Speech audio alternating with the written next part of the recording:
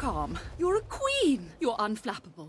Suck my frigging butt, you backstabbing punks! Chug my dump truck, you stinky wimps! Beep, beep, garbage butt backing up! I hate the Battletoads. There is zero question that Battletoads was one of the hardest games from the Super Nintendo era.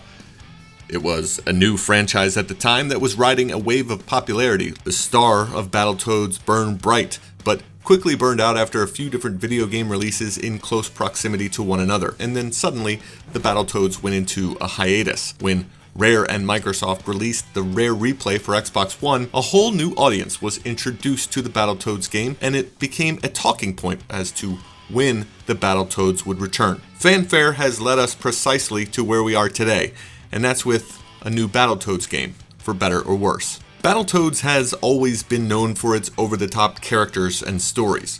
This is very much the case for the return of the series. For a backdrop, it's been 26 years since we've last seen the likes of Rash, Zitz, and Pimple, who are discovered in a space vessel that had them living in a simulation all these years. As far as they know, they've been heroes for the better part of 3 decades after saving the galaxy from the Dark Queen. However, no one knows who they are once they are rescued, much less see them as heroes. The previous games may be more than 25 years old, but Rare managed to inject humor into them, even with the limitations of that era. The new developers take that very base idea and run with it to the extreme in this new Battletoads game. There are definitely some people that won't enjoy the type of humor, but it's fairly harmless overall. Fitting in with this more overtly comedic version of Battletoads is an even more cartoon-like animation style. The trio themselves received a design overhaul, which serves to set the characters apart more so than in the past. Pimple is a hulking beast, Rash is the most classic of the characters with his green color and sunglasses, while Zitz is now bluer, and he stands apart from Rash despite them being similar in stature. The redesigns for the trio are fine as a way to give them more of a visual identity, but the redesign for the Dark Queen, on the other hand, is a massive downgrade. The kidified design itself is a major letdown for longtime fans of the series. As mentioned prior, Battletoads was always known for its difficulty level to where the majority of those who've actually played the original games probably didn't make it that far. This new version tries to be a lot more approachable by offering different difficulty settings. These are based on enemy health, enemy strength, and respawn time. Toad is the sort of normal game experience, with Battletoad being the extremely difficult one that will really test your skills. With timed respawns of the characters, though, even the hardest option won't quite be as difficult as the original. Talking about Battletoads gameplay can get a little complex, though not because of the gameplay itself, as it's really not all that intricate. For that part in this reboot, the characters in game itself controls quite well.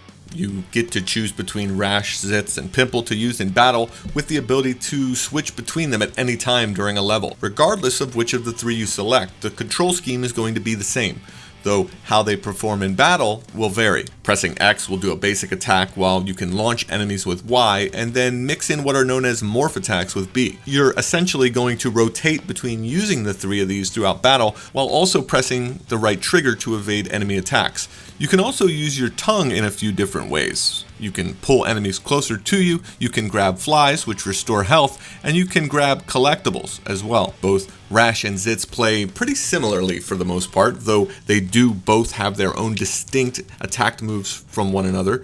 The real difference comes in with Pimple, though, who is much slower, more of a brute type character that can deal damage at a much higher rate. If you happen to lose all your health as one of them, the game will instantly sub in one of the others. At this point, there's a countdown timer for when they can respawn, which you have to be careful with in the tougher moments. If you lose and the other 2 characters are still counting down, you'll have to roll back to your last checkpoint.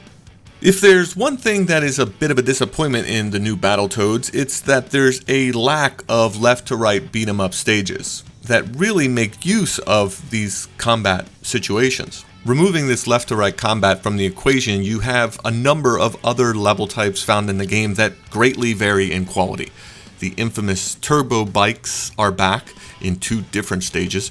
While not quite as difficult, these stages can still give players a challenge and are a lot of fun to play, the same of which cannot be said for many of the other stage offerings. A number of those stages will only take you a minute or less to complete. It felt like these were turned into their own stages rather than being included in existing ones just to pad out the stage number. It's all made even worse by the fact that you can easily complete the game in 3.5 hours or less, and that's being generous, allowing extra time for deaths along the way. While the first 2 acts feature a mix of stages to where it doesn't seem that bad, Act 3 is where the game really starts to falter.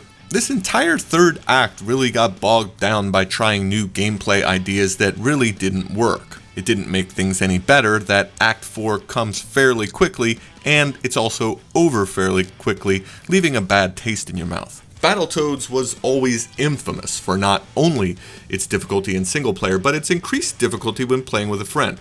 Having 3 characters to choose from makes it an obvious candidate for multiplayer, which is included in the game. Being able to play the game with friends can help some to increase the enjoyment factor, but for some reason they made the baffling decision to not include online multiplayer at all. In today's online gaming landscape, you absolutely cannot release a game like Battletoads that has 3-player co-op and not include some kind of online play. The original Battletoads games had a lot of variety in their level design, but the core gameplay remained the same throughout and had consistency outside the levels, like in the Turbo Tunnel, for example. In comparison, the new Battletoads game felt like something that couldn't make up its mind on what it wanted to be compared to something like the very enjoyable return of Streets of Rage earlier this year. Having so many different stage types, a majority of which are way too short, makes the game feel almost like a minigame collection, rather than a full-scale Battletoads game that fans have been waiting for all these years. While the art style and crude humor may be the most polarizing aspects on the surface, the lack of any consistency when it comes to gameplay and level design is the real disappointment in what was supposed to be the triumphant return of the Battletoads.